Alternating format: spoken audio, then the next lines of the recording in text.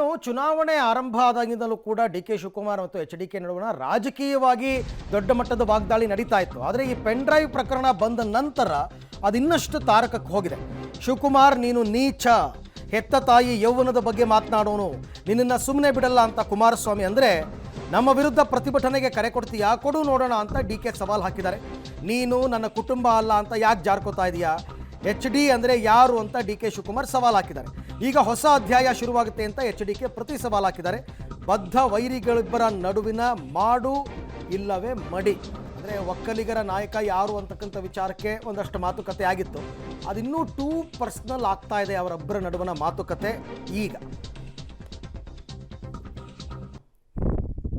5 ದಿವಸದ ಮುಂಚೆ ಈ ಪೆನ್ ಡ್ರೈವ್ ಏನು ಬಿಟ್ಟಿದ್ದಾರೆ ಮಹಾನ್ ನಾಯಕರು, ಅದರ ಮೇಲೆ ಸಾರ್ವಜನಿಕರಿಂದ ಪ್ರತಿಭಟನೆ ವ್ಯಕ್ತವಾಗಲಿಲ್ಲ. ಅದರ ಬಗ್ಗೆ ಚರ್ಚೆಗಳು ಪ್ರಾರಂಭ ಮಾಡಿಸಿದ್ರು. ಚುನಾವಣೆಯಲ್ಲಿ ನಮ್ಮ ಮೈತ್ರಿ ಸರ್ಕಾರಕ್ಕೆ ಸೋಲ್ ತರಬೇಕು ಅನ್ನೋದಕ್ಕೆ ಪಾಪ ಕುತಂತ್ರ ನಡೆಸಿದ್ದಾರೆ. ನನ್ನ ನೆನೆಸ್ಕೊಳ್ಳಿಲ್ಲ ಅಂದರೆ ಇವತ್ತಿಂದನೇ ಅಲ್ಲ, ಭಾಳ ವರ್ಷದಿಂದ ಅವರು ಅವ್ರ ಕುಟುಂಬದವರು ನನ್ನ ನೆನೆಸ್ಕೊಳ್ಳೇಬೇಕು. ಅವ್ರು ನೆನೆಸ್ಕೊಳ್ಳಿಲ್ಲ ಅಂದರೆ ನಿದ್ದೆನೂ ಬರೋದಿಲ್ಲ, ಊಟನೂ ಸೇರೋದಿಲ್ಲ, ಅವ್ರಿಗೆ ಪೂರ್ತಿನೂ ಬರೋದಿಲ್ಲ. ಸೊ ಎಲ್ಲ ಅವ್ರಿಗೆ ನಾನು ನೆನೆಸ್ಕೊಂಡ್ರೆ ಆಗ ಬೇರೆ ವಿಚಾರ ತೆಗೆದುಕೊಳ್ಳೋಕ್ಕೆ ಅವ್ರದ್ದು ಮಾತು ನಾನು ನೋಡಿದ್ದೀನಿ. ಪಾಪ ಆ ಹೆಣ್ಣು ಮಕ್ಕಳನ್ನ ಮುಖ ಬ್ಲರ್ ಮಾಡಿ ಆ ಹೆಣ್ಣು ಮಕ್ಕಳಿಗೆ ಗೌರವ ಕೊಡದೆ ಈ ರಾಜ್ಯದ ಜನತೆ ಮುಂದೆ ಇಟ್ಟಿದ್ದೀರಲ್ಲ, ಕುಟುಂಬಗಳ ಬದುಕೇನಾಗಬೇಕು.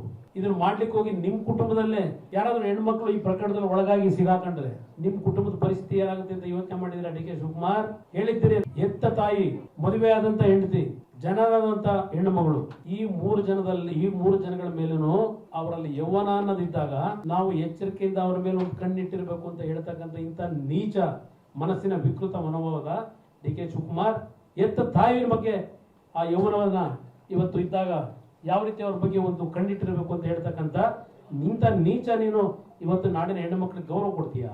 ನಾನಂತೂ ಇಂಥ ಚಿಲ್ಲರೆ ಕೆಲಸ ಅಷ್ಟು ಮಾಹಿತಿ ನನ್ನ ಕೊಲೀಗ್ ಸುಕೇಶ್ ಅವರಿಂದ ಪಡೆಯೋಣ. ಸುಕೇಶ್, ಬಾಯ್ ಬಿಟ್ಟರೆ ಬಣ್ಣಗೇಡು ಅಂತ ಹೇಳ್ತಾರೆ. ಇಬ್ಬರ ನಡುವೆ ವೈಯಕ್ತಿಕವಾಗಿ ಏನಾದರೂ ಇದ್ದರೆ ಅವರವರು ಬಡ್ದಾಡ್ಕೊಳ್ಳಿ. ಇಬ್ಬರೂ ಮೀಡಿಯಾ ಮುಂದೆ ಬಂದು ಅವ್ರನ್ನ ಇವ್ರನ್ನ ಅವರು ಈ ರೀತಿ ಬೈದಾಡ್ಕೊಳ್ಳೋದ್ರಿಂದ ಅವರವರ ವೈಯಕ್ತಿಕ ವರ್ಚಸ್ಗೆ ಹಾನಿ ಅಲ್ವಾ?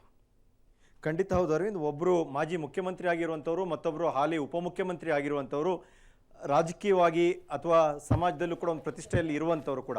ಆದರೆ ಇವರಿಬ್ಬರ ನಡುವಿನ ಮಾತು, ವಾಕ್ಸಮರ, ರಾಜಕೀಯ ಜಿದ್ದಿ, ಹಳೆಯ ದ್ವೇಷ, ಸಾಂಪ್ರದಾಯಿಕ ರಾಜಕೀಯ ವೈರತ್ವ ಇವೆಲ್ಲವೂ ಸೇರ್ತಾ ಹೋದರೆ ಪರಸ್ಪರ ಒಬ್ಬರ ವಿರುದ್ಧ ಒಬ್ಬರು ಮೊದಲಿನಿಂದಲೂ ಕೂಡ ರಾಜಕಾರಣವನ್ನು ಮಾಡಿಕೊಂಡು ಬಂದಂಥವ್ರು.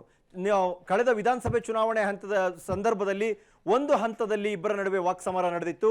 ಈಗ ಲೋಕಸಭೆ ಚುನಾವಣೆಯ ಸಂದರ್ಭದಲ್ಲೂ ಕೂಡ ಮತ್ತಷ್ಟು ವಾಕ್ಸಮರಗಳು ಜೋರಾಗಿತ್ತು.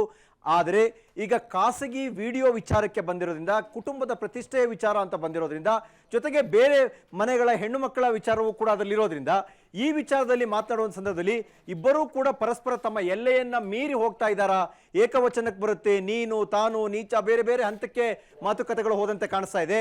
ಇದೆಲ್ಲವನ್ನ ನೋಡ್ತಾ ಇದ್ರೆ ಜವಾಬ್ದಾರಿ ಸ್ಥಾನದಲ್ಲಿರುವ ಇಬ್ಬರೂ ನಾಯಕರುಗಳು ಪರಿಸ್ಥಿತಿ ಏನೇ ಇರಬಹುದು, ಯಾವ ಹಂತಕ್ಕೆ ಅಥವಾ ಯಾವ ಒಂದು ಲಿಮಿಟೇಷನ್ ಅಲ್ಲಿ ಮಾತಾಡಬೇಕು ಅನ್ನುವ ಒಂದು ಲಕ್ಷ್ಮಣ ರೇಖೆಯನ್ನು ದಾಟಿಯೇ ಮಾತಾಡುವ ಹಂತಕ್ಕೆ ಬಂದಂಗಿದೆ. ಬಹುಶಃ ಇದು ಇಬ್ಬರಿಗೂ ಡೂ ಆರ್ ಡೈ ಅನ್ನುವಂಥ ರೀತಿಯಲ್ಲಿ ರಿಸೀವ್ ಮಾಡ್ಕೊಂಡಂತೆ ಕಾಣಿಸ್ತಾ ಇದೆ ಕೂಡ Arvind. Okay Sukesh, thank you ತಮ್ಮ ಎಲ್ಲ ಮಾಹಿತಿಗಾಗಿ. ಒಬ್ಬರು ಮಾಜಿ ಮುಖ್ಯಮಂತ್ರಿ, ಒಬ್ಬರು ಹಾಲಿ ಉಪಮುಖ್ಯಮಂತ್ರಿ, ಇವರ ಮಾತು ನಡವಳಿಕೆ ಎಲ್ಲ ಮಾದರಿಯಾಗಿರಬೇಕು. ಬಟ್ ಅದನ್ನು ಬಿಟ್ಟು ಇಷ್ಟು ಕೆಳಮಟ್ಟದ ರಾಜಕೀಯ ಬೇಕಿತ್ತಾ ಅಂತ ಜನ ಮಾತಾಡ್ಕೋತಾ ಇದ್ದಾರೆ.